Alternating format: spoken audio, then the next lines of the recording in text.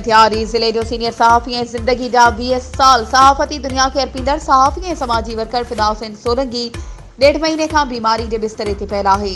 सिंध हुकूमत इतलात खाते समेत कंहिं बि संदसि का बि सार न लधी आहे।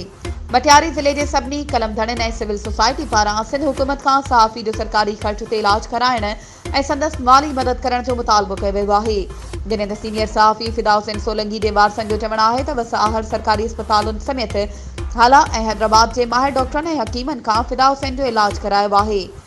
हुननि सिंध हुकूमत खां मुतालबो कयो आहे त मटियारी ज़िले जे सीनियर सहाफ़ी फिदा हुसैन सोलंकी जो सरकारी ख़र्च ते इलाज करायो वञे, संदसि हर क़िस्म जी इख़लाक़ी माली मदद करे असांजे ख़ानदान खे फाका कशी खां बचायो वञे। वधीक ख़बरुनि ऐं अपडेट्स जे लाइ असांजे चैनल खे सब्सक्राइब कयो ऐं हा, बेल आइकन खे प्रेस करणु न विसारिजो त जीअं असांजी हर नई अचण वारी वीडियो तव्हां ताईं पहुची सघे।